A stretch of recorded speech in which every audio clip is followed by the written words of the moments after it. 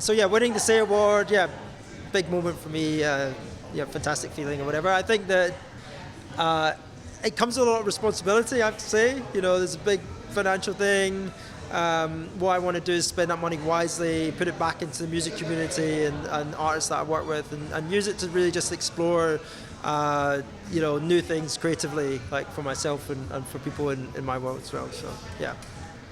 I mean, I think club culture is always a great survivor because it exists on people's passion for music and doing things off their own bat. So, club culture in London, probably Glasgow as well, is suffering because venues close. It gets more expensive to run, gentrification happens, there's various other kind of aspects that are at play. But club culture always exists and always thrives and always just adapts to always just adapts to the environment and the rules of the game at that time. So I don't have any doubt that club culture will continue to thrive. I think that it kind of exists as being the kind of underdog, and it's counterculture, right? So it continues to evolve in that kind of way. I think one thing is obviously it's much easier to be exposed to music, without having to leave your flat or your house or whatever, but by just being on the internet. But club culture demands that you get involved with the community and go out clubbing and get out there. And I think that if that starts to really suffer because people are staying home and being on the internet too much, then there might that might be a challenge as well. So people need to continue to get out there and go to clubs. Yeah, well, Club Night High Life that I run was started in Glasgow in 2010. And it was really just because we felt like the music we wanted to play wasn't really getting any kind of exposure in Glasgow or wider than that. And we wanted to play music from across the world and present it in a way that would work for a Glasgow clubbing kind of audience as well.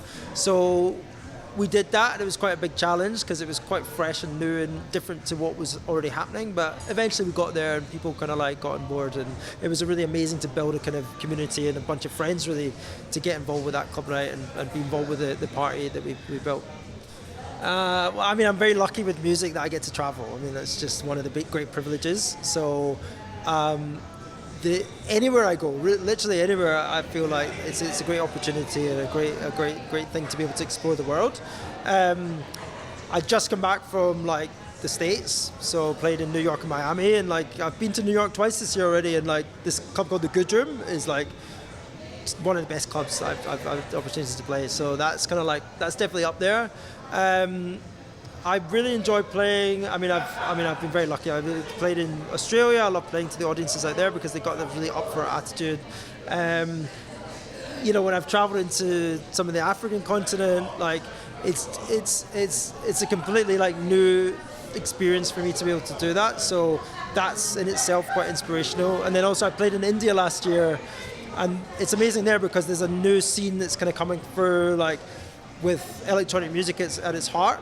And there's a great enthusiasm for the young kids to be involved with electronic music there. So that's great to just jump on that passion and that energy or whatever from that scene. I mean, I always give a shout out to my friend Kane, who we released a record with this year. He's from the Highlands of Scotland. He's criminally underrated when it comes to music production. And we release quite a lot through our label. Next year we're going to have quite a bunch of releases. We've got one lineup from Charlotte Bendix, who's a Norwegian DJ/producer based in Berlin, who's, again, just up and coming. She's got a couple of records out, but we're going to release something with her. Another DJ is Zozo, who we booked for our High Life parties, who's maybe starting to dabble in production as well. So we've got her hopefully being involved. Doesn't really need any big ups, but Nicola Cruz has just done a record for us that we'll be releasing next year. So yeah, we've got a lot of things coming up. Yeah, I mean, it was a shock to get that, and again, it's about the responsibilities that come with spending that money wisely. Not wanting to making the most of that opportunity, and that's something I was really conscious of.